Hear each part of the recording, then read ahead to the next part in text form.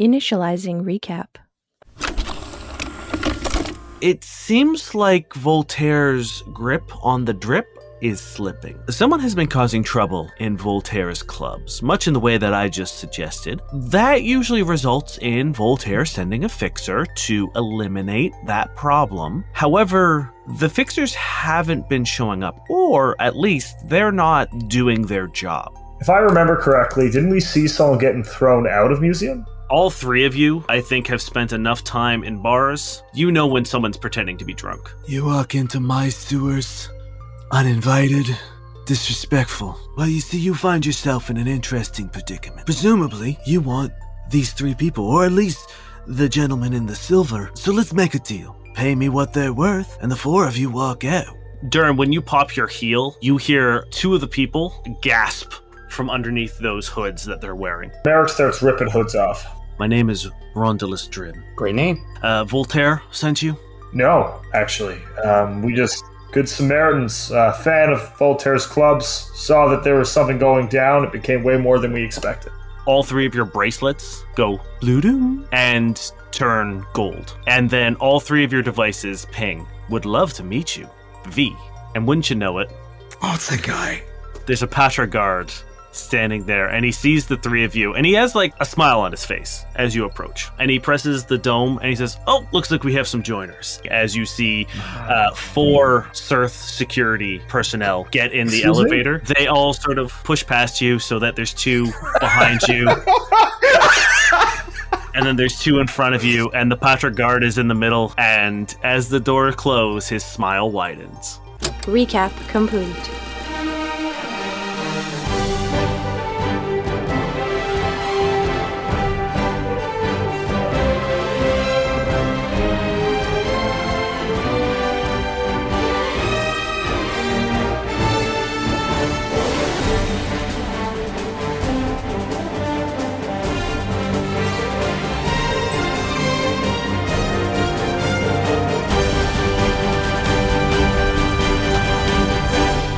Welcome back to another exciting episode of No Quest for the Wicked. Gentlemen, I have two questions for you. Are you ready to rock? Oh, Yep. yes. Yeah. Are you ready to roll? Yep. Yeah, I'm going to roll these assholes out of his elevator. Bow, pow. I'm gonna roll this fucking elevator all the way to the dome. As you guys have alluded to, yes, at the last episode, you were able to get Voltaire's attention enough to get an invite up to the dome and get an audience with them. On the way up, you were pleasantly and surprisingly met with the Patra guard, who you now know is Jakul, and he invited you in, and as you were going up, you were joined by four other of the Surth security force, and you guys are currently riding in the elevator up to the dome with them. Now, Cody's not a smart guy, right? Yeah. But Cody has also watched certain movies, and he's not the dumbest person in the world. Does he know what's going on? Let's roll some sense motives You know what? to start the session off. I'm Let's going do to it. assume nothing bad will happen, and it's just a casual elevator ride. Well, that's an 18 cents motive. That's a 24. Just a 21. All three of you can get the sense that Jakul is uneasy and very tense. You do some sideways glances and you notice that the other security forces all have their hands currently on their batons. And you hear that soft pop of the release of the clip that holds them into place for one. And with lightning reflexes, Jakul chops him in the throat. Wait, And what? as the other three draw their batons, he manages to catch two of them, cross them over, and catch the third, and kick one of them so hard that you hear the wind escape out of them, and disarms the two batons and knocks all three out. Cody belatedly says, "Before we get started, does anyone want to get at?" And Jakul twirls the batons and sticks them into his side pockets and casually reaches over and hits the emergency stop button and turns to face you guys and says, "You're Victor Benson's friends, yes?" Oh, God. Oh, Well, Jakul. yes. Are you his contact? Did we have a contact? Yeah. Victor Benson had a contact on Surth, which is why we were headed here in the first place. He nods and he says, Vic and I go way back. Yeah. I knew we were going to be best friends. Let's not go too far, Cody's too hugging. fast. He's hugging him. He like pats you on. He gives you like a loose arm around the back and a pat on the top of the head, and he says, "How's he doing?" Fuck, I was going to ask you that question. He's on, I believe. We're not sure if he's on the prison planet, right? Like, you know, I don't think he is, but he's currently missing. We know he's not in prison, but we don't know if he's alive. I think he is, but You and Victor were close? Yeah, we used to run missions together back in the day. Yeah. Can I say a name and you just tell me if you recognize it? Real quick, Sure. just for my own sick curiosity. Asin. No, I don't know it. Oh, good. Anyway, thank you. I kind of like point at our bracelets. I'm like, I point at my ear. Oh, yeah. Voltaire doesn't give a shit about these guys. So are they from... Why is Surth after us? Look, guys, time's ticking down for you boys. And everyone is going to start getting real twitchy around you. That's fair. We have so many questions for you. The timer's going down, boys. Do you mind if we... Let's take the ride up, ask a question or two real quick. We have to get to Voltaire. He doesn't want to wait. Well, it seems safe right here. Merrick's right. You're not going to be keeping Voltaire waiting. It's a bad call, but yes, I can answer some questions. So let's rapid fire them. What's up? Silver liquid. What is it? I don't know. I can't tell you. Vic sent me a message letting me know that he was on his way with the Maverick after everything kind of went to shit, but I didn't get details. All he said was to get something safe ready for you guys, and that was it. Do you have something safe ready for us? Or was it just somewhere we could lay low? I wasn't sure I could trust you guys. And I did some digging, I did some looking, I know you guys aren't the reason Vic got the shake that he got. Okay, Yeah. so We kind of are. He died trying to save us. Or he went down trying to save us. that's Vic being Vic. That's not your fault. Look, you worked with him long enough to know his stupid saying. Yeah, don't be a Yeah. hero. Don't be a hero. He seemed really into It it. seems to apply to everybody but him. That's a very good way to put it, Merrick. Do you know if he survived? Is there anywhere he would have gone? Here, he would have come here. You know, there's no way he got away. We saw what Asin's capable of. He couldn't have gotten away from a man who can punch a tank out of the sky. I've seen what Captain's capable of. I believe it. He is alive. I believe it. Oh, he's All right. alive. but- Aside from here, where would he go? Let's just say here wasn't an option. I mean, as far away as possible, to knee, or try to find a way to get onto Sonoran Prime. No, I think he'd go to the prison. I don't So- think he'd let Quip, Query, and Satir. no, suffer. he's not stupid. But he's a hero. He would do it when he had the resources. Merrick's Cool. right. When we get out of here, we're going to need to keep building resources when we deal with what we're dealing with right now. If you're able to set us up with a plan or an idea of where we can go to find enemies of our enemies, to find resources, we're going to have to build a crew from scratch again. We're going to have to break the Trillis at some point, so we need to keep on growing. Wait a minute.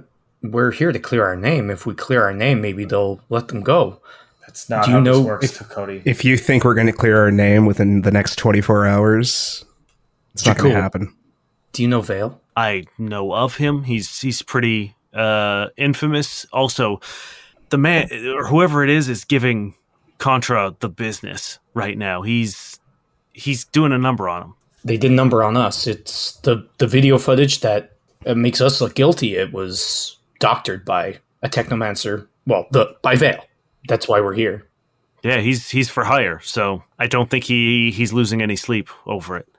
Well, if you could help us find him, that's kind of why we're doing all this. Look, you're going to go meet the guy running the place. If anyone knows where Vale is, it's going to be Voltaire. Okay, cool. Well, when we're done what we have to do, let's meet up again, if that's all right with you. For boozy milkshakes. Absolutely. Deal with these. Yeah. Don't worry about them. They're fine. I will keep my ear to the ground and keep looking them out. See if I can find anything about your crew. See if there's anyone I can't call in some favors.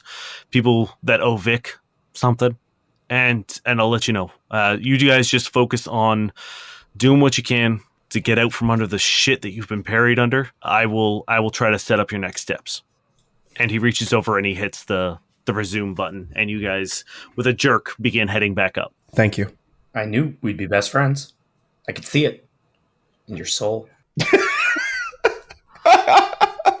Anyone have any other questions before we split off for a bit? I'm probably gonna have to lay low a little bit after this one. Where do we meet you and how? I'll be around. Don't worry. We'll find it. Look, meet me boozy milkshakes. Yeah. Look, we're both persistent. Merrick says that with purpose. We'll find each other. He nods. Okay. Thank you. Although I was kind of excited for this elevator fight. I'm glad. The only thing I could do here is blow up and then everyone's hurt. I did think about that. What a cool ending to the elevator fight that would have been, though. Honestly, that was the very first thing I was thinking of going into this episode was that, oh no, we're all going to get supernova. Merrick's going to go nuclear, which is 66 now. Oh, God. The elevator bings as you reach the dome, and the doors slide open, and Jakul sort of like ushers you out quickly so no one sees what's inside, and the doors slide, and he gives you just kind of a nod before he disappears. And the dome is the opposite of everything you've seen so far. It is, for one, you actually see the sky. You see space as Surth floats through it because you are at the top and there is no plate above you covering it. You see these immaculately tended streets with these ornate street lamps, and there are parks with fountains and flower gardens and real trees, and there are these towering buildings, and you see in the distance like a central spire in the middle that has these searchlights over it, and you can hear even from like blocks away the pounding music of the seat.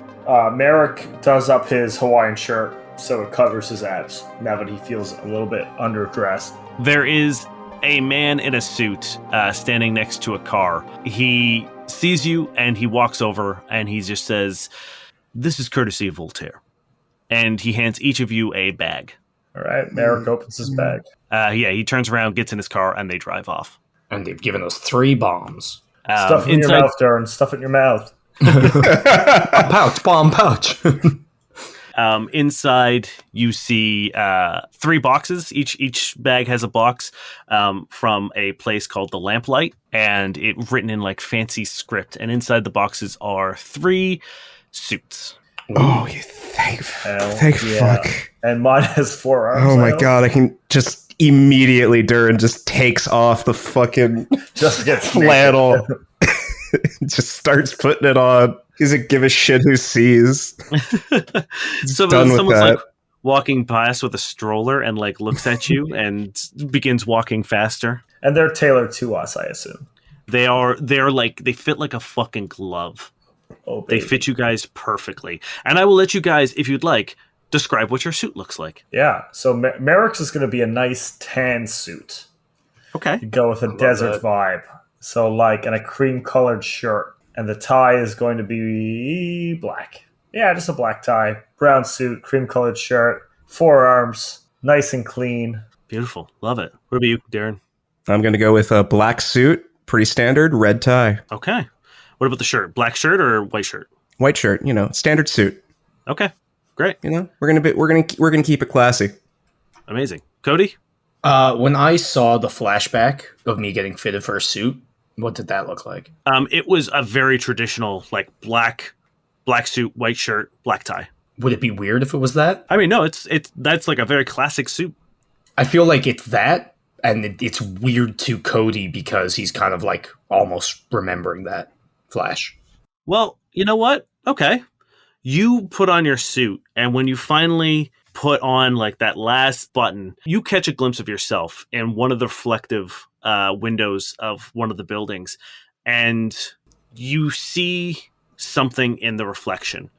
And it's not just you and how good you look, but you see the building behind you and its contra dynamics.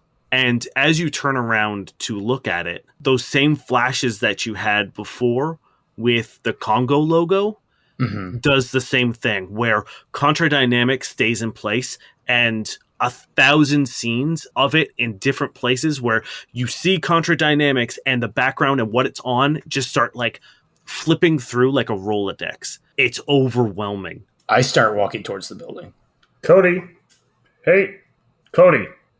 And you remember the day in the tailor suit shop. And you're standing on a small wooden box as a older gentleman is measuring you and drawing lines of chalk on where he needs to tailor the suit.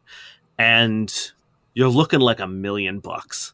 And you're beaming. And someone walks in behind you. And when you turn around to look at them, it is like an eclipse. They are completely a black silhouette with a searing white light haloing around them. You feel that pain in your temple. And then there's a ringing in your ear. And you start to get dizzy. And this person walks as if nothing is happening. But you are like almost falling over in pain. But the person tailoring you is still casually walking around you and making his marks, and the voice of the person who is in silhouette says, "You've got to look good on the big day." And then you're back in the dome. Do I recognize that voice? Because it sounds like I recognize that voice. No. Okay, cool. No. Am I still walking towards the building? Yep. You are standing in front of it, staring at the sign. Cody. Um, Merrick to Cody. Yeah, hey. We can walk in here for a second, right? That's just not the plan. What are you doing? We're This leaving is the most powerful person in this station waiting. a minute. 1 minute. What do you mean? What do you need a minute for, Cody? This place, I've seen that logo 1,000 times. I've seen Congo's logo 1,000 times. I just remembered something. I think it has to with Alpha. It has to. Cody, this place isn't going anywhere. I want to help. But we I might. really want to help. But we have pressing matters we have to get to. Is there like a lobby or anything? Or like, what can I see? Yeah, you see the front door is this big revolving door, and inside you see a reception area with this like huge white curved table, and there's a woman sitting behind it. There are these like water features, you can see some trees, and then behind that you can see a big white statue of a person, but you can't really make out who it is. 1 minute. Cody, we have to go. 60 seconds. Hey, Merrick, just let him. I'll wait out here any longer. Durrin, go in with him. All right. 60 seconds. 60 seconds, Cody. I walk up and I go through the revolving doors. You walk in and it is cool. The air conditioning is like the perfect temperature. You hear laughter every now and then, and you see people sort of like bustling around with suitcase or briefcases, and there's like a small cafe that some people are hanging out in and reading books and talking. There's a Congo sort of like stationery shop that has a bunch of like stuff. You see one of those vending machines that attacked you, but is currently just, a vending machine. But there is a statue in the middle of the room, and when you look at it, you see that same black silhouette. But this time you're not remembering things. This isn't a gap in your vision. You just can't see it. I guess I'm just standing there staring. I think that would really throw him. Durrin, you see a little bit of blood drip out of Cody's nose. Oh, you okay there, buddy? You see that? Do you see that? You look at what he's pointing at, and it's a statue of a bald man with his arms sort of like holding onto his lapels with his chin up and his head raised high in a suit. I mean, it's a statue, Cody. It's nothing. It's a fucking eclipse. It's nothing. How is it nothing? I don't think being here right now is really good for you, bud. Who is it? Is there a plaque? Whose name is on the plaque? Durrin, you walk over to the statue and you read the plaque, and it says Jalen Mazo, founder of Contra Dynamics, hero to humanity. Hero to humanity. Interesting. It's a statue of Mesa. Do I hear that? No. When he says it's a statue of, you get this ear-piercing, like, squeal. And Durrin, you now see a little bit of blood coming out of his ear. Okay, we need to leave right now, Cody. Okay. I grab Durrin by the collar and, like, in sign language, I say, whose fucking name? And I don't understand sign language, so I just try to walk him out of the door. I feel like I'm reeling at this point, like, drunkenly almost, and just, like, I don't want to go with him, but, like, I don't really know, like, I don't know. Like, the world has, like, tipped, like you're on a boat, and I'm just, like, going with him almost. Yeah, some of the people have now started to, like, look around. The people in the cafe are now all staring. And Durrin, yeah, you're able to guide Cody out. Yeah, I want to get him out of here as quickly as possible. I push my knife into your hand and carve it into my arm. What? Right on my fucking arm. Right it on my arm. Right on my arm. I'm not doing that. I need to. Cody. Listen, fine. When things calm down, we'll talk about this. Okay? Right on my arm. Not now. Trust me. I'll remember. We'll talk about this after. Okay? Cody doesn't say anything. He's just like shut down almost. All three of you get a buzz on your phones, and it says tick-tock V. Okay. Let's go. That was a mistake. Cody doesn't say anything. Like Merrick sitting outside sees Cody come out covered in blood, and he just sort of knows what was going to happen to an extent. Let's go. You guys are heading towards the seat? Yeah. Yeah. Okay. I mean, it's so easy to find. One, it's the biggest fucking building in the dome. And also, even if you were blind, you could just follow the music and arrive. You get there, and Mikhail was not sort of exaggerating when he called it a circus. The place, everywhere is so reserved. Everyone walks with incredible posture. Everyone walks with purpose. But outside of this building it's like a mix between the Midnight Bazaar and the Drip. It is all walks of life, all kinds of people. There's people doing pose-offs. There are people from the Bazaar posing with people with the Drip. Like, it's just absolute madness, and it's a complete breakdown of the tiers. And you can see that the general population of the dome has given like a wide berth, pretty much like a 1-block radius, that they don't even go near this place. Oh, God. I guess I have a feeling I know who Bryce Wade's arch nemesis is, but we'll see. Yeah, we'll just head up to the seat. Yeah, you guys reach the seat, and there is a big sign out front that says Gallery Voltaire. All right. We do this with elegance, patience. Merrick is wiping the blood off Cody's face as he Cody's says not this. even like reacting. Cody, you just take a back seat for this bit, okay? Yeah, just Recollect your thoughts. hang tight, buddy. Yeah, what's new? Cool. This is gonna go well. All right. All I'll say is that digging up the past and looking at the people that we loved sometimes devastates us. I know you want answers. I couldn't see it. I know. I couldn't Cody. hear it. It was there. Say it again. You have to realize that this person may have done that not to keep you out, but to protect you. I doubt that. And I'll never know until I can break past this. Do you know what it's like to have your fucking brain not work? To have your mind fucking torn, little tears in your mind that you... No. I know what it's like to be betrayed by the person you love the most, to be I don't... manipulated, used, abused. But I don't know that that's what happened, because I don't know what happened. But I'm trying to find out what happened, and I can't see it when it's right in front of me.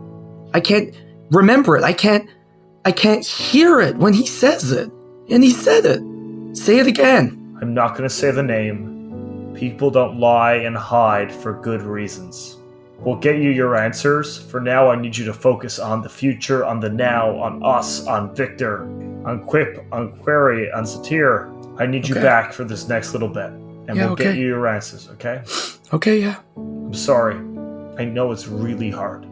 Can I have a hug? Of course you can. Merrick gives him a big fucking hug. Oh, I bet he gives the best hugs. Forearms, baby, all engaged. He's reaching out a hand for Durrin as well. Of course. Get in Of course here. I'll hug you, buddy. I'm sorry. I just, it's like my everything. I want to be whole. I want to find Alpha, and I'm not whole, and that's. By the sounds of it, the three of us aren't whole. We're missing something. The memories are bad enough, but why is it still like it's in front of? Okay. I'm gonna get it together. Cody, let's be a shitty jigsaw puzzle. All right, the three of our pieces might not fit, but I swear to all the gods in the cosmos that we will jam these three pieces together until they fit. Cody squeezes you both. We fit pretty well right now, so I think so. All right, let's go. All right, let's get into serious mode. Let's get our game faces on. Let's go talk to a very influential, handsome, probably very talented, and a good kisser gentleman, as Merrick says directly into his bracelet. And he heads into the seat. who we feel very sorry about making wait, but it was very important. As you guys are approaching the building, there's a huge line. And the second the bouncer sees you, he opens the velvet rope. Pardon us, just another day of skipping lines. You can hear people towards the front. Actually, the whole line, you can hear start being like, oh, what the fuck? Come on, what's that? And the bouncer shoots them a look, and they shut up immediately. Yeah, don't talk to them. They're below us. So as we get to the front of the line, Merrick's going to look at the bouncer and be like, first time here. Where do we go to run into interesting gentlemen? He just points directly to the front of the door. Okay. Because, so the way there's, I would say there's a party in front of the building, and then there's a lineup to get into that, and then there's the building, and then inside. So you've been given access to, get to the front doors. Sick. And as you approach those, the bouncers there just open them for you. We don't have wealth like this where I come from. You don't have wealth like this without a lot of blood. We have that part, and Merrick just heads in through the doors. You walk into a completely pitch black room. And those of you with dark vision, you can't see through it. But Dane, my character... Cody's honestly freaking out because he feels like this is another glitch. You feel some chairs get shoved underneath you, and you fall into them. And they're very comfortable chairs, very, very cushy. And you can feel them sort of tipping back a little bit. Over a PA system, you hear, ladies and gentlemen, everything inside of and between, we welcome you to Gallery Voltaire. And the room splits open. And you are now in this, what seems like infinite stage, auditorium. And before you is a stage. And it's just the three of you in these seats.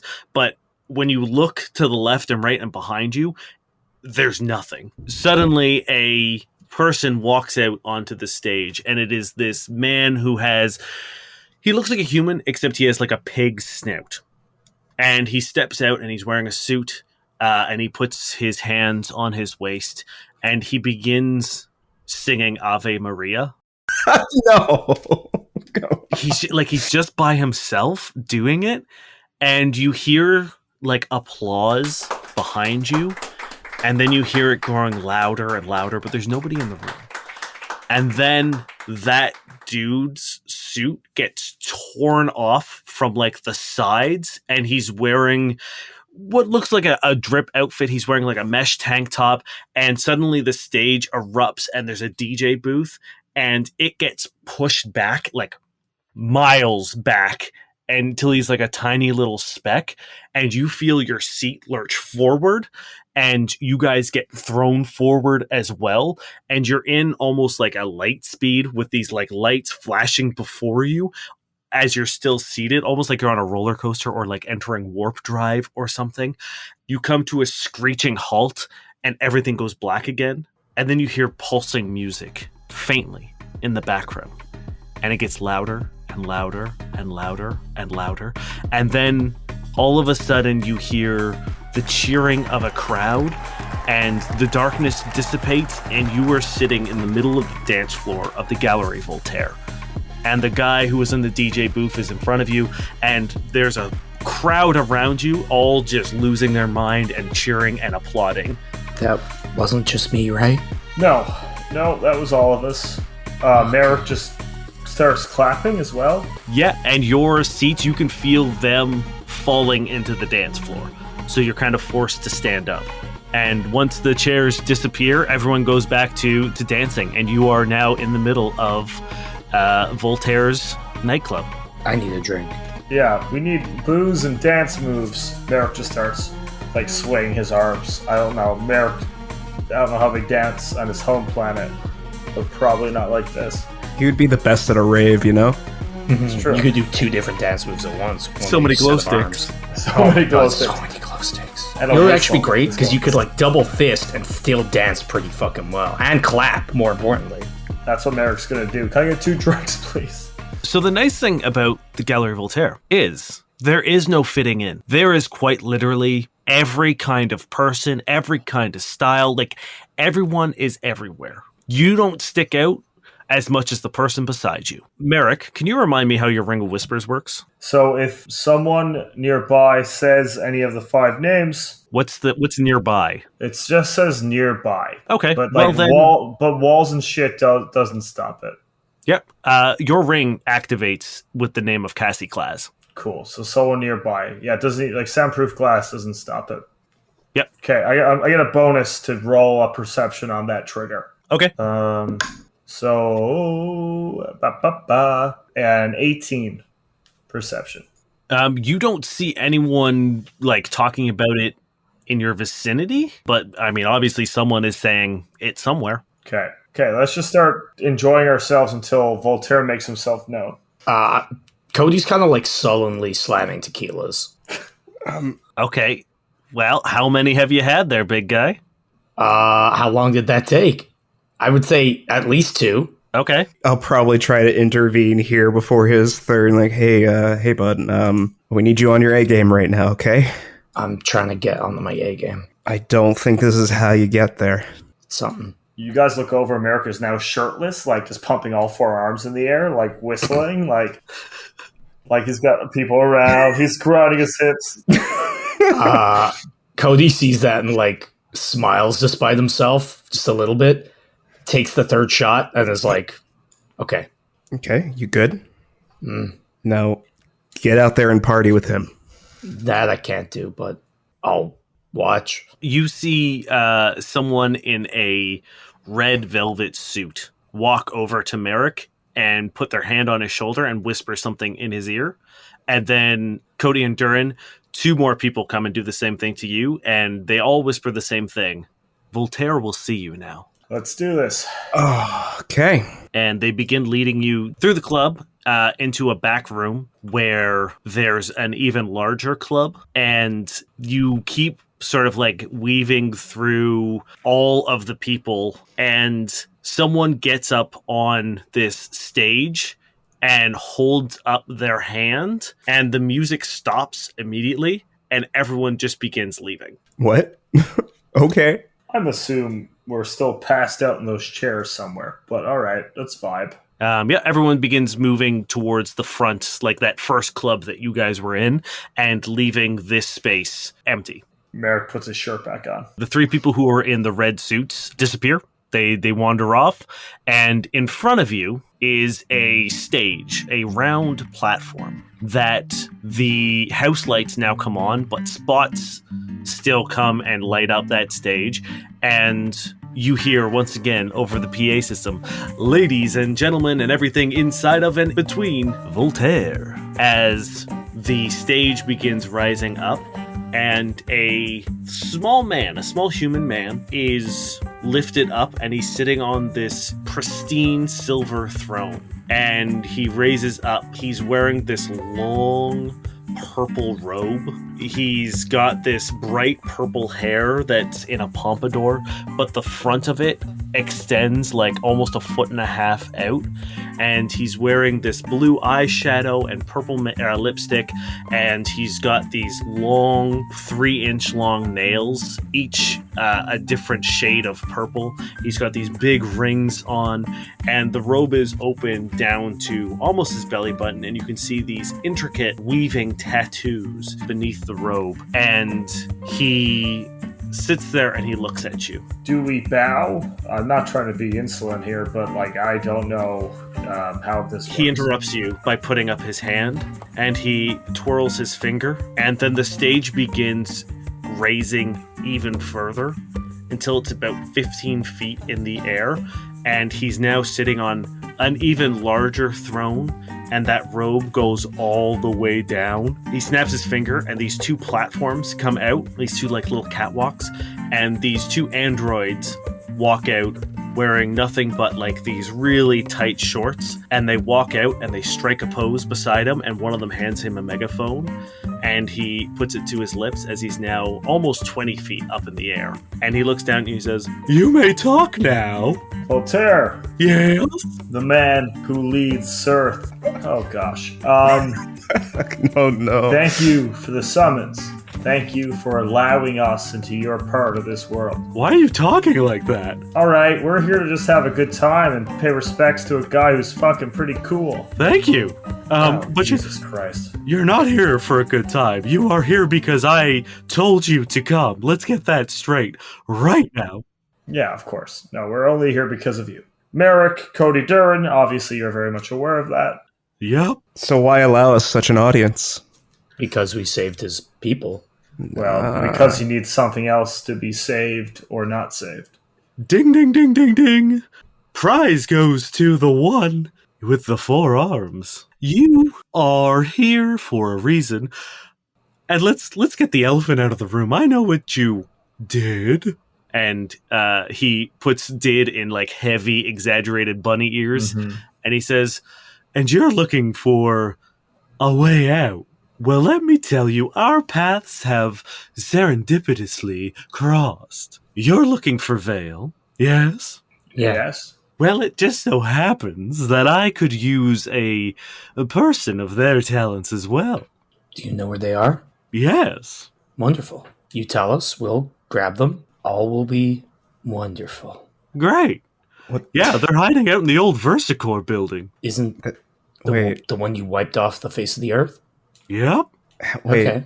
Hold on. A few things don't add up with that. Why not? Why are they there? Hey, what better place to hide in than a 100-and-something floor building? And why do you need us? Seems like a weird place for like the best technomancer in the, I guess, the verse to hide. It's a hovel. They're not just hiding. They're being disruptive. They're working. Once again, very perceptive. Do you have, 4 brains as well? Because you are one smart cookie. So you want us to go find Vale and capture them or convince them? Capture? Look, why are you using such a harsh language? I would look, obviously, the people I have in my employ have been failing me as of late, as you saw with the fixers that you so graciously rescued. Thank you, by the way. So I figured, why not go to the people who I know are competent? Cool. That's So we us. have to make contact with Vale, and what is in it for us, if you don't mind me? I'm not going to do flowery language. What's in it for us? Now you're learning how Cirth works, baby. It's easy. If you find Vale and convince him to come work for me, Oof. I will pay whatever his cost is to undo his little troublesome tinkering that has put you in such a sticky situation. There's another thing we want. I know we have these on our arms. Do you know what it is? What? What? What are you We're talking about, looking Merrick? We're looking for somebody. Oh, he's like, oh, yeah. Cassie? Yeah, hold on 1 second. And he leans back and he puts the megaphone, he tilts his head all the way to the ceiling, and just with the megaphone, he just yells, Cassie! And a couple seconds later, behind one of the curtains, a 18-year-old human female comes stepping out. And she's like, yeah? Your friend sent us. Jenny. Jenny? How's she doing? She's good. She's worried about you. She hasn't Oh, heard from you in a long time. Are you okay? shit. Yeah, unfortunately, it's a stupid dome policy. I can't communicate to the lower forms. Voltaire is working on fixing that, and I tried to send messages down, but like they're so fucking weird, especially with Voltaire kind of bleeding the lines a little bit between the floors. The dome has gotten very, very particular in trying to maintain status quo, so a lot of our communications are filtered. Do you have a message we could pass on to her? Something that she'd know is from you? Yeah, I mean, give me one of your phones. And she walks over and she holds out her hand. I give her mine. She puts it up in like selfie mode and she's like, Jenny, hi, I'm so sorry I haven't been in contact with you. You know how the dome is. They're so fucking lame. I'm doing great. Everything's amazing here. Voltaire's taking care of me. I'm making money. People are coming to see my show in droves. I can't thank you enough for everything that you've done for me. I wouldn't be here without you. I am fine, and I hope to see you soon. Also, I'm with your friends. Thanks. Love ya. And she pauses the recording. She hands it back to you.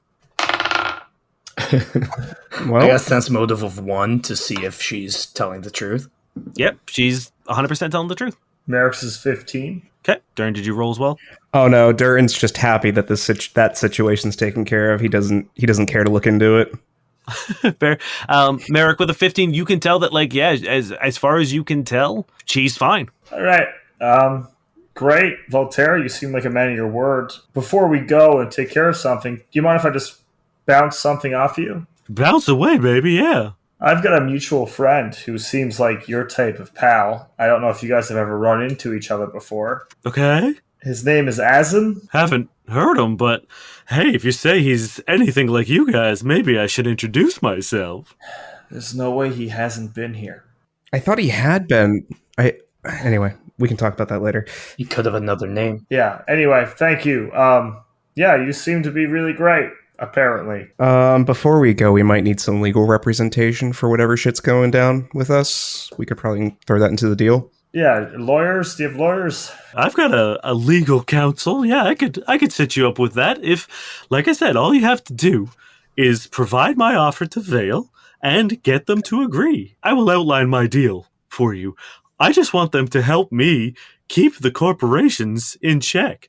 I know they're going to make a move on me eventually, and with Vale at my side, I would be able to always have the upper hand. How did you take out Versicor? Now, a magician never tells his secrets. Well, I say this for 2 reasons. Because 1, if we're going to this building and you did some fucked up shit there, we might need to know.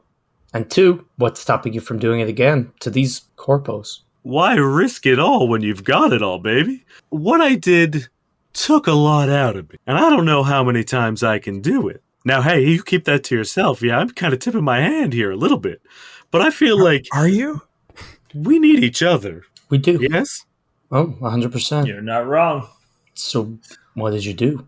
Well, Cody, he's not going to answer that. We all have our secrets. look, I understand that you're concerned that you're going to be walking into, a minefield or a place rigged with traps or something. I assure you, that place is safe as can be outside of whatever Vale has done to it. But I have left no residual harmful effects. Okay, yeah, no, you've got yourself a deal. You talk in riddles, and I love it. Yeah, riddles that I have to talk impolitely for. Yeah, we're good. We have no issue. What do you think you have to decipher? I feel like I've been very straightforward with you. No, it's weird for us. We're used to hardship and confusion and law. Well, you know what happened to us. A little paranoid. I don't have any reservations about being upfront if it's going to benefit me. And if you are able to convince Vale to come work with me, I might as well just glue myself to this seat because I ain't going nowhere. So here's my next question. Why hasn't Vale agreed to work with you yet? Oh, because I haven't sent anyone to be my emissary yet. I was waiting for the right person for the right job, Yeah, your team is, no offense, didn't seem to be up to our standard. I expected better. Exactly. If they're getting bodied by the bloodletters, Vale will eat them alive. At least you guys will make it to them. Whether or not you can convince them, well, that's, something to be seen. But at least I know you'll get the opportunity to make your pitch. Who's that guy in the golden chair? What? The one who was fucking with your guys. Oh, Big Yosoki. the leader of the Bloodletters? That's Zoc. What an idiot. He sucked. He sucks. He's awful. He made us kill his bear. I keep him around because having lower people to distract away from, I'll be honest, my shadier dealings is great. And up until recently, when they got a little more industrious with their bounty hunting, they weren't causing me any issue. But I feel like, now that they know we have an agreement, we should be back to business as usual. Who, once again, going to keep asking questions until you cut us off. Who on this station still is a threat to you at this point, Voltaire? Any of these corpo leaders in specific? People we should watch out for? No, I mean, if anyone was going to do it, it would be Contra. They've got the most weight behind them, being humanity's savior and all, but I think in order to take me down, I think it would take a concerted effort, a unified front, and let's face it, with those idiots, it would take a while. Who heads up Contra? Cody, oh no. Cody, now's not the time, Cody. Cody goes blind permanently. The person who, do you mean Sirth's office or like the big boss? Give me both. The person running Sirth's head office is Caden Lesser, and the head honcho currently, president is Susan Roke. Cool.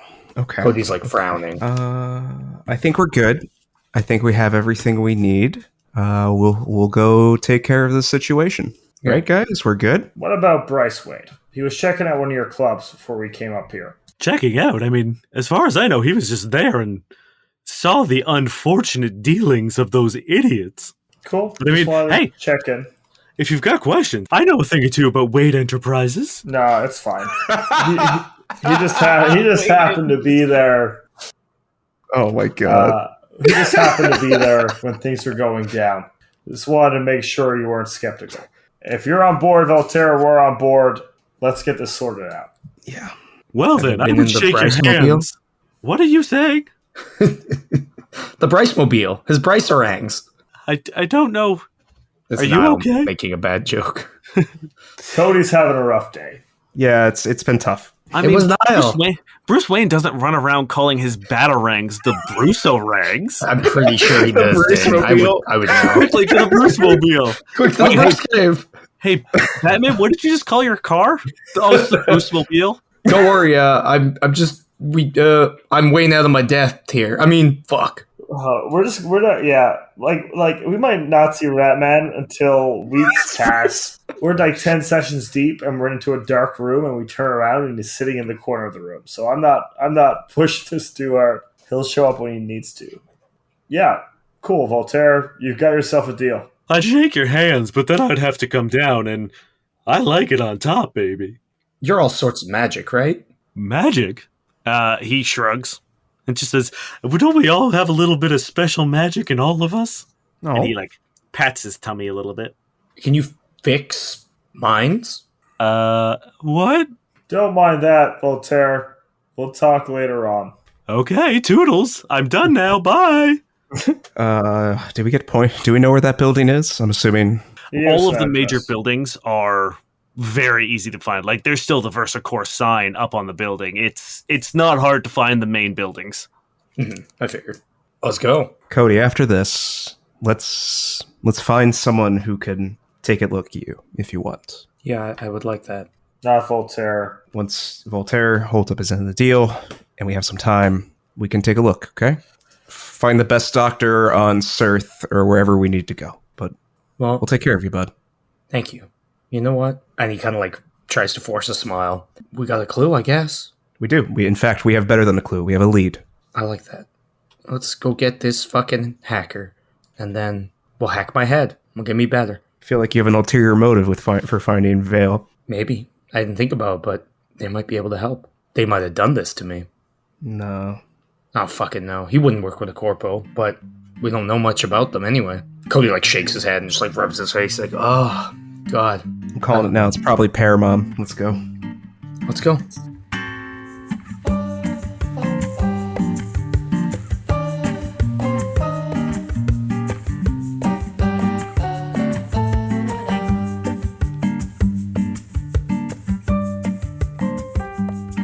Hello, friends. Space Jim, Dane here to do the things. We're going to keep it quick. I know I say that every week, but I'm going to try to keep it quick this time. Couple big announcements. Well, one really big announcement. If you are in Toronto this weekend, August 26th, 27th, 28th, that is Friday, Saturday, Sunday. I know this is short notice, but we will also kind of work on short notice. We will be at Fan Expo, hanging out, giving away some stuff. We've got some cool little presents if you want to swing by. We will be at the Canadian Podcaster booth.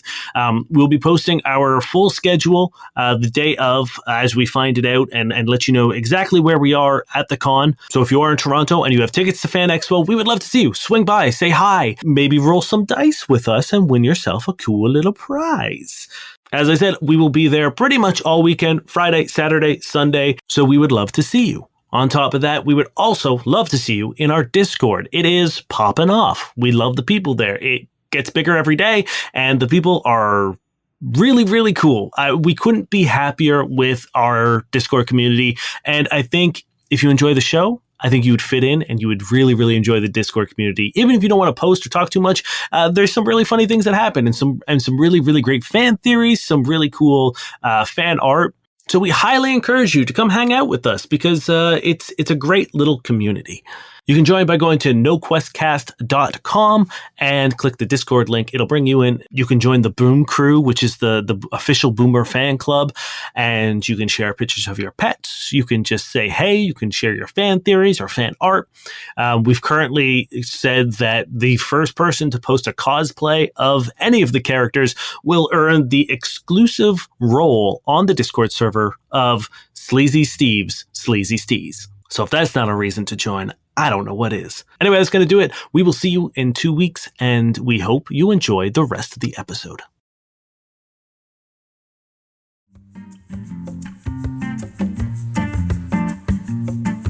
How much of a pear shape would you say the Rat Man had? Scale of 1 to 10. That's a great question. Like 11. Looked exactly like a pear. You just never asked. It's true. Fuck. Okay, you guys are heading to Versicor? Mm-hmm. Yeah, I guess. Okay, if you want to do anything else, let me know. Right, let's go back to Contra. No. We're going to Versicor. Versicor, I don't think we have anything else to do, and time is of the essence. Yeah. Oh, wait, can we send a message to fucking Jenny? I guess we can't, right? Because we have to leave the seat or the dome. Yeah, that's why she recorded it on your phone, because she can't send outgoing messages. So if you guys bring your phone back and show it, she'll be able to see that. Cool. Let's go. Okay. You arrive to Versicor, and it is just a regular building. All the lights are off, though, but it is completely deserted, and there is like a couple buildings on either side that just say, closed or going out of business or, sale for, property sales and stuff. Durrin, I think you're going to have to keep an eye out for techno traps. Maybe, I suppose. Do you think Vale will just fucking answer a knock at the door? Hey, worth a fucking shot. Is that what you're doing? I think so. I think we're just going to speak friend and enter. Okay. Yeah, you knock on the front door, and once again, it is like these big industrial business doors. You can see through into the lobby that once again has this big front reception desk, and behind it looks like there was probably a waterfall of some sort, but the water is completely turned off, and there are these pod chairs all over. And 2 staircases leading up to a slightly higher platform behind the desk. But there's no one answers when you knock on the door. Mr. Vale, or Mrs. Vale, or just Vale, we're here to say hello and have a chat. And I'm speaking into my bracelet. Nothing happens. Worth a shot. Yeah. Merrick, what do you think?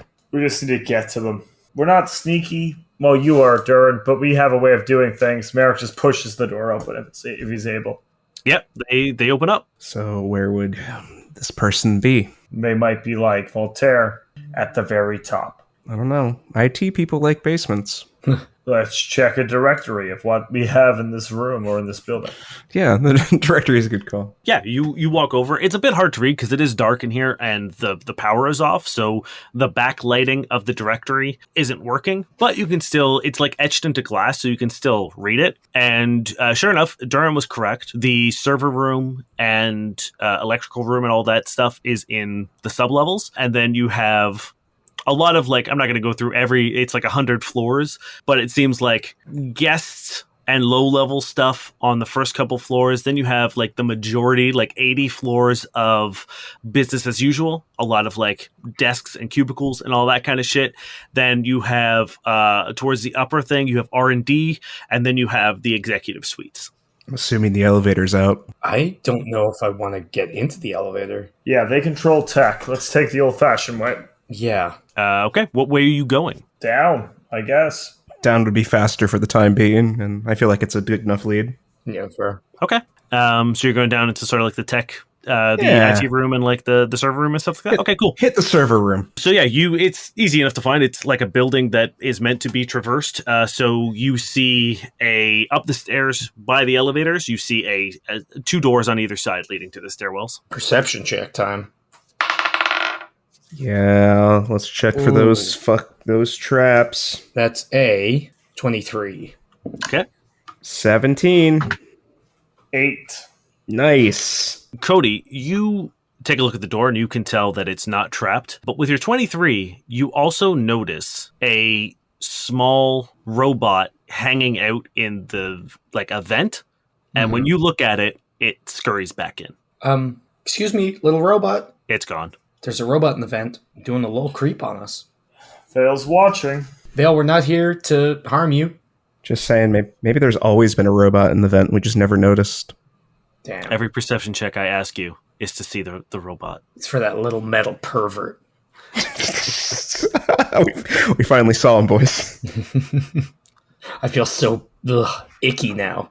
I know he's been looking at me this whole time. But yes, you know that there's no traps on those doors.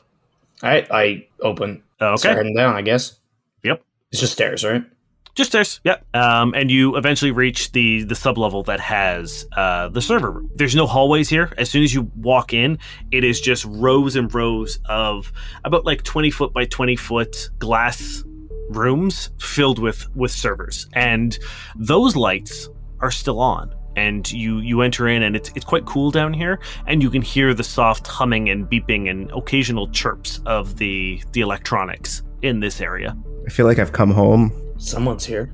Do you want more perception checks to like start scanning the room, or you let me know what you're trying to do, what you'd like to accomplish here? Is this where everything ends? Like, is there another door? Is there like a hallway, or can we kind of just see the whole room? Yeah, the server room seems to be one big like server farm. So you just see like these individual like 20 by 20 glass rooms with various server banks. Okay. If only someone had survival or something. Yeah, they could check and see if someone's been down here recently. Yeah, but like no one has that skill at the very least with a number above 5, right? Yeah. Well, I've got 0, so I could definitely try it. You should definitely try it. Yeah, give it a shot now. Okay, that's in that one. Nice. I guess I'll give it a shot, right? It's untrained anyway. Oh, natural 20. Shit. Terry, I hate you so fucking much. Cody, you have a hard time believing that this building was ever inhabited. Someone just forgot to turn off the lights is all. Durrin, you see vague footprints in the sort of like dust that constant ventilation and blowing machinery and stuff tends to kick around, and you see a very faint footline or footprints that lead to one specific sort of cubicle of servers, and that door is propped open a little bit with a small blue glowing cube about like 1 inch on either side. Which I'm sure won't explode. I will definitely point it out. I'm telling you, Durrin, no one lives here. They just left the lights on. You're right. We should walk up the stairs to the top floor. Let's just do that. Yeah, we're going to go to the top floor. That's not how this is going to go. But like dang, we are going to do a perception check every floor. There's 100, right? At least, yeah. Okay, do you want me to start rolling them now? No, one at a time. Okay, Yeah, cool. Merrick shouts out, "Hello. It echoes. Hello, hello. If you're the one we're looking for, you probably know who we are. Nothing. You've edited our faces at least once. Oh, we don't have to start with that. We don't have to start with that. We're not mad. We're just disappointed. No. Just looking to connect, synergize, or like grow our connections. I don't know. Anyway, I'm gonna walk towards this blue square. Is it a bomb? Can I make a perception check on the bomb, please? You can do an engineering check if you'd like. I Let's would. just skip this part and put it in Terry's cheeks. I got a 29. You don't really know it. It's clearly not a bomb. It's nothing threatening. It just seems to be some sort of hard light construct. Okay. It's good. Become part of a golem eventually. Anyway, Merrick walks out to the door and opens it. I mean, it's being propped open. So yeah, you open it, no problem. And inside you see these sort of like 4 rows of servers. And when you get in there, you see a small black rolling cart that has a little computer hooked up to one of the servers. Well, we're here. You could come out and say hello now. Give me a computers check, someone. Again, it's definitely me who should do this and not Terry. Here, I'll do the computer check. Jesus. All right. Chill. I'll do 18 on the computers. This computer doesn't seem to be doing anything intensive. It seems to have opened up a map of the building and the access points in which someone can connect to the like secure data servers. Got you. Okay. Obviously, Vale might want to meet online, I guess. What's the closest point to us? There are 3. There's 1 in R&D and there's 2 in the executive offices. How far up is the executive offices? Like the top, right? Yeah. All right, let's get going. Let's hit R&D. That's it. This is on the way, right? Yep, R&D is first and then the executive offices. Let's hit R&T. Yeah. To R&D. Cool. Everyone, give me fortitude saves as you climb. Oh, hell yeah. I get to use my new feat. I got a 14. Okay. Merrick's got 26. Perfect. 21. Amazing. So you guys are able... Cody, you're a little winded, but you're able to... I don't breathe. You're able to make it up to R&D without any incident. And once again, you're faced with a door. Perception. Check traps. Oh, nat 1. I got a 16. Okay. I pushed the door open. Merrick's got 21. You know what, Durrin? You do. Yeah, I had a feeling. My nat 1. With your nat 1 for this check, Merrick, it's too late to stop him. Oh, no. As you notice a small glowing sigil underneath the door handle. Merrick jumps away. As Durrin, you take 12 points of electricity damage as that sucks. a jolting surge spell courses through the handle and electrocutes you. I think we found the right spot. Are you okay? One of them. Yeah, I'm fine. Is the door open, though? Yep, the door opens now. Cool. The I'm trap a is little discharged. disappointed that you're the one who fell for a trap there. I'm getting old, I'll just keep blaming my failures on my age. It might not be age. It might just be getting stabbed twice in the throat and almost dying yesterday. That's fair. That was probably age too. Anyway, Cody let's keep moving. walks in, gun raised, like, SWAT style, Oh, we don't have to. looking left to right. Okay, everyone give me some perception checks. Nat 20. Holy shit! I got a nat 1 and a nat 20. Got the 13. Merrick? 12. Durrin, you're kind of used to this, and it almost kind of gives you a flashback to your time with Dirk and his tinkering and inventions back when you used to fight together as partners. Mm-hmm. Your ear picks up a sound of a device humming and buzzing outside of the ambience of the room, and you're able to follow it to an office that has another one of those small computers, but this time it is hooked up to the desk itself, and there is another smaller, what looks like a wireless router hooked up to that. What do you make of this, lads? And you guys are looking at it from the door, so you can't see what's on any of the screens, but you can tell the screens are on. He knew we were coming, or they knew we were coming. Let's move in and check it out. I'll go first this time. Yeah, I want to do a perception check for vent robots. Sure. 14. You don't see anything. Okay. Yeah, Merrick moves in. Okay, give me a reflex save, please. Will do. It's going well. Rolled It's high. going well. 19 on the dice, 22. Okay. Oof. You take 13 divided by half, so 6 points damage of piercing damage as you see what looks like one of those hard light cubes, but it has been fashioned into almost like a Minecraft-looking sword that, as you step through, comes out of the air and slices into your stomach as you take 6 points of piercing or slashing damage. Like, it appears out of nowhere, or it's like flying through the air? It was like hiding behind the wall and like swung out and around. Okay.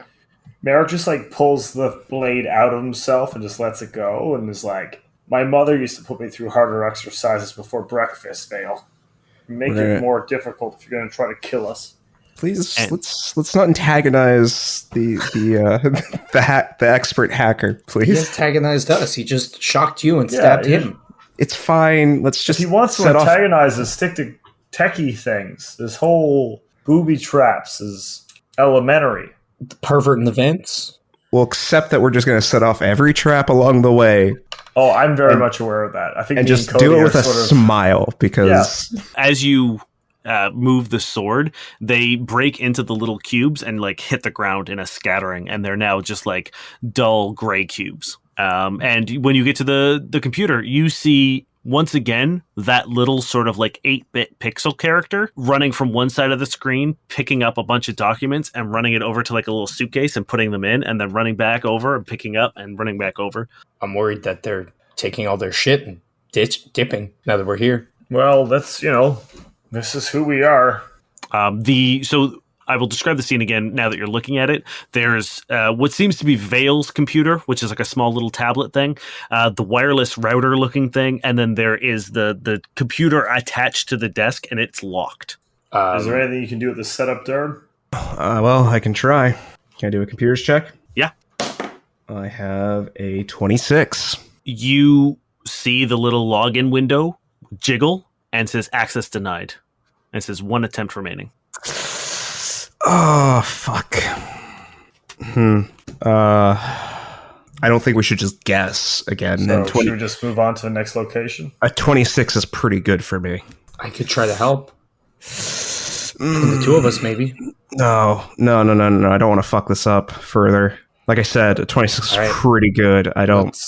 Let's get going higher. Yeah, let's go set off the traps in the executive rooms. Yeah, I'm getting tired of searching this building.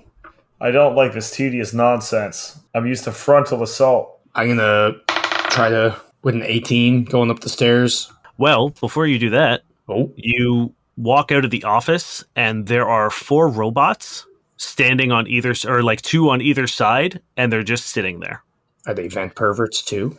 Hey, the pervert robots. They're big security robots. Big trench coats on, and they're looking shifty. Beating up pervert robots is way more my speed. How many pervert robots have you run into? 3 if we count Asin. I don't know if he's a robot or not. Anyway. Asin's a robot? Not sure.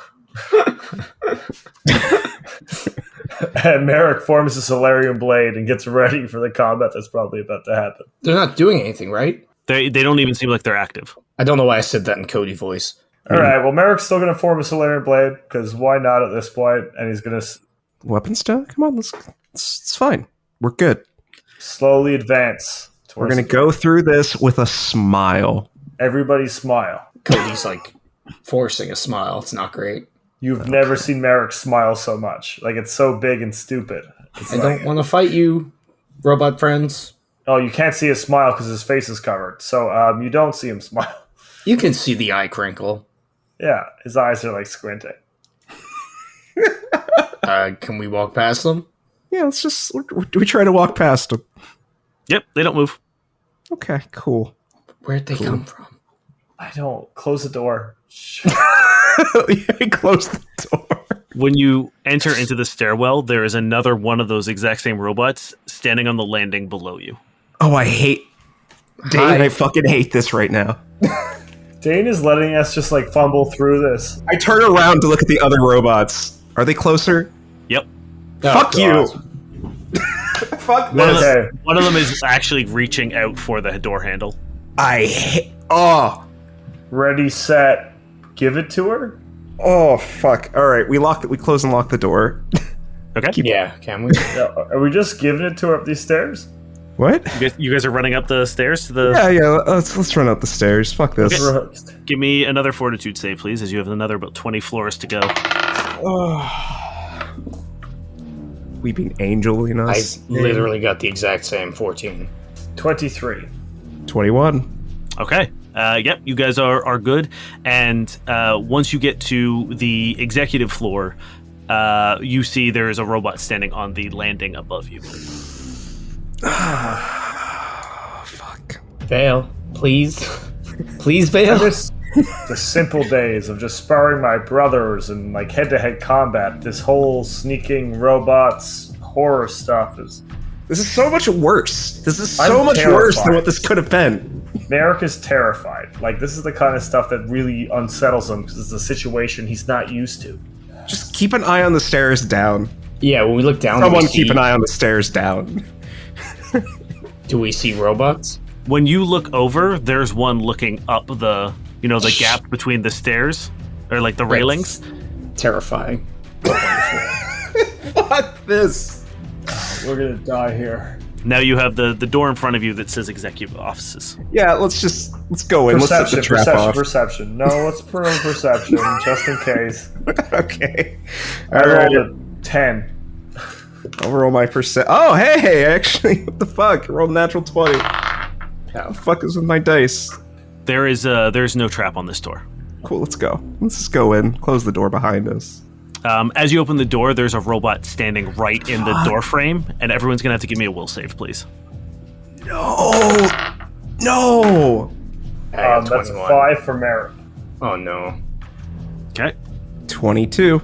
Okay. And what'd you get, Cody? 21. Merrick, you are going to be shaken for as long as you are in this building. Ah, cool. Yeah. I mean, that's probably accurate. I'm shaken in real life, and I'm just sitting in a very warm office looking at a laptop. Once you walk in, there's only two ways to go, and it's left or right. Cody's like nervous. Which one has less robots? It's just the one you kind of have to like squeeze past to get through this door. By the way, I keep an eye on him the entire time. I'm not like taking him out of my fucking sight. Gotta blink sometime. I've got him. If you wanna, try find more tracks. No, we alternate blinks. All right. Okay. You look down, and so what you see now is a very nice wood paneled wall with like a long mural picture from both end to end, and it is just sort of like what looks like a visual history of Earth, from like cavemen to them leaving in Era shuttles. And then all the way down to either end, you see these like glass windows that look out over the dome. What would you like to do? I'm staring at this robot. Leaving this with Durrin. Okay. All right. Fuck it. Let's do a survival check. Let's see what's around. Okay. I got a 15. You can't really tell anything. This place is pretty clean. Okay. Right, odds are left, evens right. Yeah. Let's ask the robot. It's a nat 1, so left. Hey, Mr. Robot, which way should we go? It says to hell. No. You're heading left. Okay. You get there and you realize that what seems to be the layout for this room is, or for this floor, is there are two big executive offices split down the middle, and they are inhabiting like the left and right side. And you see in this the wall that, so like one wall is the exterior wall is all glass looking out over the dome, and then the wall once you turn the corner is also all glass looking into the office, and on the table you see another computer and another one of what looks like Vale's setup, like the smaller computer and the little router thing. Perception. There we go. It's a 24. Oh, nice. You don't see anything in the room. No traps? Oh, yeah. If you're looking for traps, no, you don't see anything.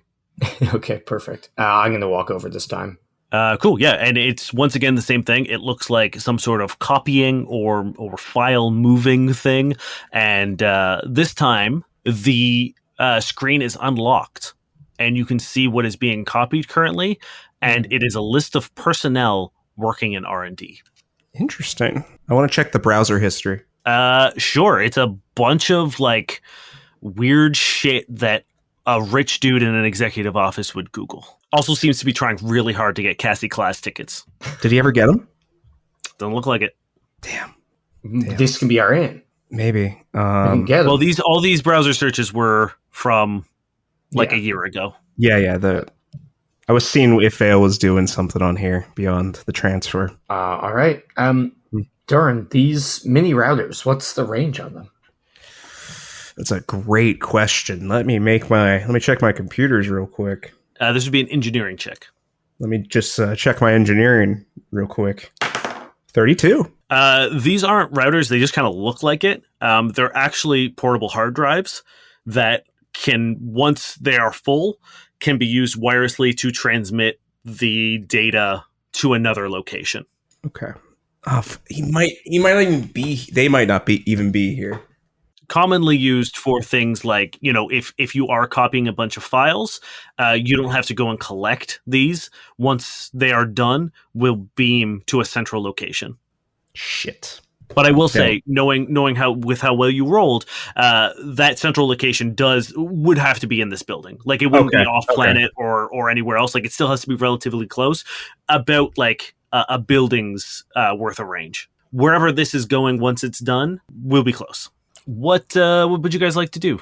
I guess we check the next executive office, or would my engineering check be high enough to determine where the transfer will go to? No, that's something I don't think you'd be able to discern it. You would know that it's in the building, and that's about it. Okay. But yeah, the last thing is the top floor. Wait, isn't there 2 offices here though? There is, yes, but the last like secure spot. You can check the other office if you want, but the last secure spot is 1 floor up. All right, let's head up. Okay. Yeah, let's go up. How many robots on the way? When you open the door back into the stairwell, there is one just sitting on the stairs, but not looking at you. It's on the staircase going down, and it's just sitting there staring at the wall. That's worse. Why is that worse? There's nothing good about this, Terry. That's worse. Damn it, Dane. And yeah, you have 1 more floor until you reach the like executive office, like the head office. I'm gonna perception as we go up. It's a 17. You don't see anything. Good. I don't want to see anything. Yeah, you don't see anything. You get there, and it the stairs says like executive floor. I guess let's check for some traps. Dirty 20. Cool. Oh, not 20. Not 20. Okay. 14. You can tell this door is not trapped. Okay, so there's someone hanging on a hook right inside it. Let's open it. You enter into a smaller reception office that seems to have like a small oak table and a screen behind it and a computer terminal there, and there are 2 large wooden double doors. The floor is this nice polished marble with a really nice rug. Once again, there's a bunch of portraits depicting like various periods of revolution in terms of technology. So you have like the Industrial Revolution, like the Cyber Age, like all this kind of stuff, showing like the progress of mankind. And there is, like I said, those 2 double doors at the end of the room. Do we knock? Cody goes up and knocks. Oh. No. Okay. No answer. I'm going to percept the door. That's a nat 1. I open the door. I tried to use my pink dice again and immediately rolled a 1 again. I like that you guys just accept that if you roll a nat 1, you open the door. I appreciate that. I feel like it makes sense. I feel like it's appropriate. Yeah, you open the door. It's a huge office. It's really, really nice. And I shouldn't say huge. The building sort of tapers up towards the top. So the office is about like 30 feet long and probably about like 60 feet deep. And there is this huge floor-to-ceiling window at the back wall overlooking the dome. It's a great view. There is a large desk that doesn't face the door but faces out towards the view, and there's a small couch and a small sitting area with the whole right hand side is this huge bookcase, and the left side seems to be sort of like a sitting lounge area with a TV and a couple armchairs and a small mini bar, and in front of you is a person with their back to you, hunched over a computer, furiously typing away. Vale? Hello. They don't turn around, but you can see that they're wearing this skin-tight white jumpsuit, and they have this shock of blue hair that is shaved on one side and drapes over, and they seem to have something tied around their head as well. And on their wrist are these two large white, sort of like bracers, but they're almost like little ovals that go around, kind of Mega Man style. You hear them speak in this sort of tinny voice. They say, "I do have to let you know it was never personal." Oh, we know that. We're okay with it if you... We're not even mad at you about that, all right? Yeah. We're cool. We'd like you to undo it, though. Yeah, that's, Unfortunately, I was paid quite a bit of money. Well, we can get you as much as you'd like to undo it. Yeah, we can get you... We have a contact that we can get you some more money. We have a benefactor. If that would work. Interesting. Our lives aren't ruined. You get rich. They like money, you like money. They hate corpos, you hate corpos. Mm-hmm. Interesting. You hear the door behind you close and lock. What's Question. What's with the robots? Well, I've got to keep an eye on the people who choose to trespass, yes? We knocked. We did knock. Doesn't exactly excuse you from trespassing. Fair. So are you willing to hear us out? What you have to offer me is not what is important to me at this moment. I have something very specific that I would like to do, and you are slowing me down. What is it, Vale? We could help. Apparently all we're good at, I guess that's because we run a tavern, is doing jobs for people. What's the next one on the list? What do you need? I mean, that's fair. This is beyond your capabilities. Nothing is beyond our capabilities. See, now you're just trying to get us riled up and challenge us to do something, all right? Come on, what's the job? Well then, please, come take a look for yourself, and if you can crack it, I will do whatever you want. Oh, this is a trap. Merrick goes forward. I come with him. Durrin, what are you doing? Yeah, let's do it. We're all in this together. Yeah, let's dive into the Matrix. You get closer to Vale as they are still clicking-clacking away at the computer. But once you get closer, you notice that their hands aren't moving. Mother son of a... Damn it.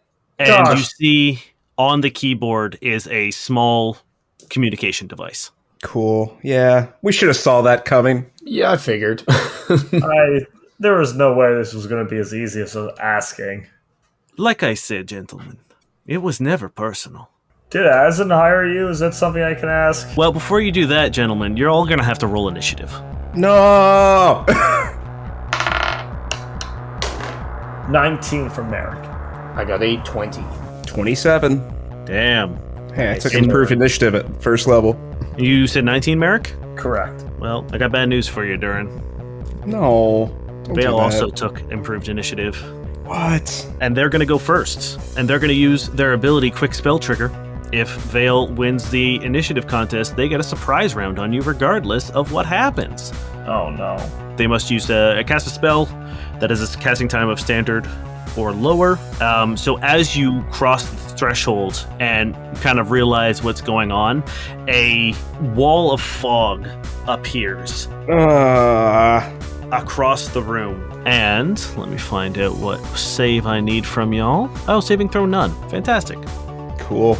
You're all going to take 2d4 fire damage as one side of the fog blasts out hot steam as they cast Wall of Steam. Not exactly exciting, but y'all take 3 points of fire damage. Okay. Taking a lot of fire damage the last 2 episodes. And through the fog, when you turn around to look back, you see Vale disappear from his invisibility, leaning against the door, and says, "Gentlemen, if you fall for this, again, you're not exactly the one I need. Unfortunately, you came poking and interrupting the business, so I will have to put you down." You'll try. I certainly will. We may not be subtle, but we're powerful, Vale. We're coming for you. Cody, you're going to have to give me a will save, please. Sure. That is a nat 1. Cool. You begin feeling a burst of those cubes come shooting out through the fog and begin attaching onto you, and you are hit with baleful polymorph. So you're going to... Oh, no! It's not as bad as Pathfinder. Okay. You're going to take a -2 on your AC, attack rolls, damage rolls, reflex saves, and strength and dexterity-based skill checks. And that's for how long? A long time. 7 minutes. Oh, okay. That's fine. Cody's just like, ah! You feel those cubes are beginning to like form around you and making you look like an 8-bit character. Durrin, it is your turn. Oh my god. Okay. Is this really how it needs to play out? Let me guess. You have an offer from a rich person who would like me to do something for them. Very suspicious, very problematic, most likely. What I'm doing right now is personal, and I do not have time, and money means nothing to me right now. Or presumably ever. Meant enough to fuck us over. I am not fucking you over. You did. Oh, yes. I told you. I'm sorry. I kind of gesture at my pixels. I'm like, and you currently are. I can only apologize so many times, gentlemen. This undermines the apology, really. Vale just kind of shrugs. All right. I'm gonna activate my my cloak and field and hide. Okay. I currently am not in the mood to fight you. Do you say that to him? Yes. 37. Yep. You're good. I don't know how to get out of this situation, boys. Cody, it is your turn. I'm going to need another will save from you, please. Sure. That's a nat 20. Okay. I don't want to kill Vale. The stuff does not progress further. Okay. The fog wall, is it still up or is it? Yep. Okay, whatever. I'm having a bad day. A really fucking bad day. And I don't want to do this, and I'm going to charge him. Okay. I assume there's no way to get over the fog wall or no, it is floor to ceiling. Perfect. Yeah, I'm just going to charge through it. Okay, you take 7 points of fire damage. Perfect. I'm going to punch him. Okay. Actually, I'm going to bull rush him. What's behind him? He's leaning on the door right now. Sure. Are we just going to kill Vale? Actually, no, I'm just going to punch him because I guess at this point it doesn't really matter. I don't want to kill Vale. I don't know the other option. That is a 20. To hit? I'm sorry, 18 to hit because I take -2, right? And that's going to be 17 points of damage. Okay. Sonic. They take that hit and they say, "Trust me, whatever you think you've had a bad day, I've had much worse." Is your mind peeling off when you try to find the truth about your past? He stops and looks at you for a second and says, "Yes." Cody, drops his arms at that and, is completely taken aback. Merrick, it's your turn. Merrick says the name Jalen Mazo aloud, just in case. Cody, your ears ring hard and you don't hear. What? Why? Flinches. Yeah. Vale said they were having a similar issue. I didn't know if Alpha made too. I was just trying to be thorough. Well, then again, you're kind of showing, I guess, Vale what Yeah. a potential, Cody's we're kind of the same. Did you hear that? Did I hear what? What he just said, the name. Yes? Because I can't. I can't see the fucking statue of whoever that is. It's burned out of my brain. The fog wall drops. What did Contra do to you? I don't know. I'm trying to find out. We think he might be even pre-Contra. Once again, they look at you, Merrick, and then they look back at you, Cody, and they tilt their head and reach up and run their finger across your ear and look at the blood dripping out and says, "Well, gentlemen, perhaps we come to an arrangement, yes?" Yeah, I think that might be better.